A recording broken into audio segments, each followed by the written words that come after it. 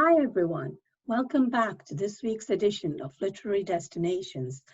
Author in focus this week is the great 19th century French writer, playwright, and novelist Jules Verne, whose books have delighted generations of readers. I'm going to switch to screen share now so I can share some pictures with you. Just give me 1 minute.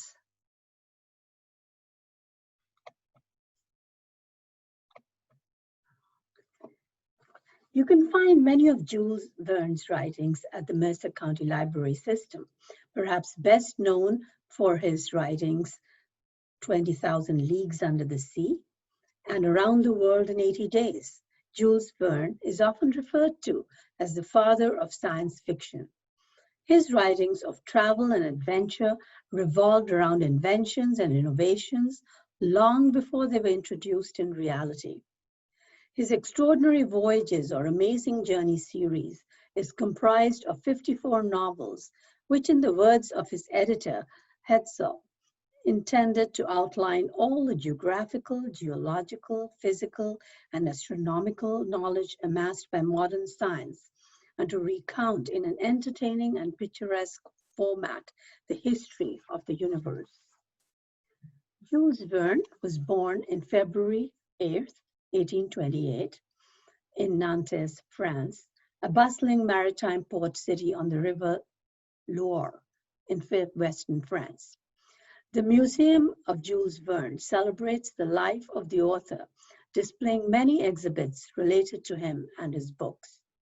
A brochure titled In the Steps of Jules Verne features all the sites in Nantes associated with the author, places he lived in, and the shipyards that evoked his deep love for the sea and for voyages. Jules Verne was sent by his father to Paris to study law, but his heart was set on literature, theater, and writing, and he turned down his father's idea to join the family law practice in Nantes. He spent hours instead at the library in Paris, doing scientific and historical research. He published his first book, the 1857 Salon, in 1857, the same year that he got married. Jules Verne spent much of his life in Amiens, a small town in northern France, where he settled down after getting married.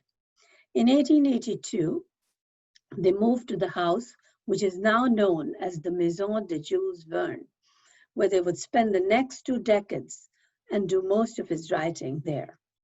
Today, this expansive house is open to the public. Here is a view of the house at night, and this includes a view of the courtyard in the house. It is decorated with period furnishings and over 700 original objects belonging to the author. The first floor includes an indoor winter garden and a room that celebrates Pierre-Jules Hetzel, Jules Verne's publisher who influenced many of his writings. On display is Hetzel's sofa, on which many famous guests once sat: Victor Hugo, Alexander Dumas, and George Stone. On the second floor are Verne's working quarters.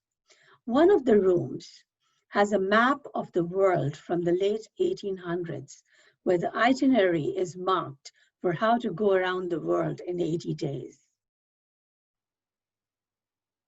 Verne selected the smallest room in the house, adjoining his big library, as his study. The study has been furnished today with an iron bed for resting, an armchair, and a desk with a globe belonging to the author. On the third floor of the house is a replica of a ship cabin that closely resembles the luxury cabin from the ship belonging to Verne. Jules Verne died in March 1905 in this very house. Many of his writings were published after his death, including Invasion of the Sea, The Lighthouse at the End of the World, and Paris in the 20th Century. Jules Verne remains an author whose works have been one of the most widely translated in the world.